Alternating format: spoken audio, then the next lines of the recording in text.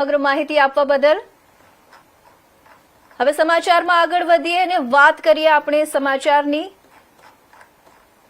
તો સુરેન્દ્રનગરની વાત કરવામાં આવે તો સુરેન્દ્રનગર મહાનગરપાલિકાનું બજેટ અંગેની બેઠક યોજાઈ હતી। મહાનગરપાલિકાના સભાખંડ ખાતે બજેટ અંગે બેઠક યોજાઈ હતી। આ બેઠકમાં વહીવટી અધિકારી તરીકે ઇન્ચાર્જ કલેક્ટર કે.એચ. યાજ્ઞિકની અધ્યક્ષ અને આ બેઠક યોજાઈ હતી। મહાનગરપાલિકાના કમિશનરે 450 કરોડથી વધુના વિકાસના કામો રજૂ કર્યા અને તેને બહાલી આપવામાં આવી હતી। શહેરના રોડ રસ્તા પાણી ગટર બાગ બગીચા સહિત વિવિધ વિકાસના કામો આગામી સમયમાં હાથ ધરાશે। નગરપાલિકાનું 2026-27નું બીજો બજેટ અમે આજ પ્રેઝન્ટ કર્યું માનનીય વહીવટદારશ્રીને। આ બજેટ ટોટલ 757.02 કરોડનું હતું। આ બજેટમાં અમારી રેવન્યુ આવક 136 કરોડ, કેપિટલની આવક અમારે અપેક્ષિત છે 402 કરોડ, રેવન્યુ એક્સપેન્ડિચર છે 138 કરોડ અને કેપિટલ ખર્ચો જે છે 484 કરોડ। આ બજેટમાં જે સરકારશ્રીનું વિકસિત ભારતનું સપનું છે 2047 આ વિઝનના ધ્યાને રાખીને શહેરમાં જે ભૌતિક અને સામાજિક માળખાકીય સુવિધાઓ કઈ તરીકે અમે સતત વિકસતી કરવાના છીએ એના માટે બ્લુપ્રિન્ટ છે। એના સાથે અર્બન ગ્રીનિંગ હોય કે ગ્રીન એનર્જીનો યુઝ હોય એમાં પણ અમે અંદર ઉમેરી લીધો છે।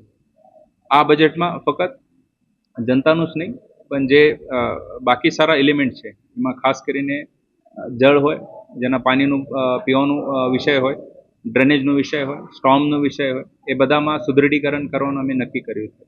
અને એ સાથે આપણે કહેવા મને બહુ આનંદ થાય છે કે રોડ પ્રોજેક્ટ માટે 99 કરોડ, વોટર ડ્રેનેજ પ્રોજેક્ટ માટે આજરોજ સુરેન્દ્રનગર મહાનગરપાલિકાનું વર્ષ 2026-27નું બજેટ મહાનગરપાલિકાના મ્યુનિસિપલ કમિશનરશ્રીએ રજૂ કર્યું હતું।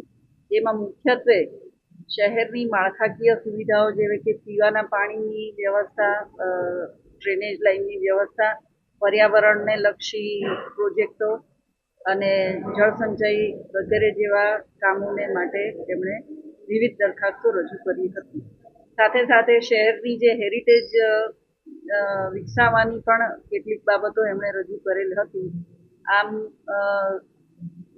તમામ બાબતોને આવરી લેતું વિકાસલક્ષી અને ભારત સરકારશ્રીના વિકસિત ભારત 2047ના વિઝનને સાકાર કરવાની નેમ સાથે રજૂ થયેલું આ બજેટ આજરોજ બહાલી પણ એને આપવામાં આવી છે અને આ બજેટ શહેરીજનોની સુખાકારીમાં વધારો કરશે એવી અમે અપેક્ષા। ડેવલપિંગ પ્લાનિંગ જે ચાલી રહ્યું છે ત્યાં અનેક જગ્યાએ દબાણો છે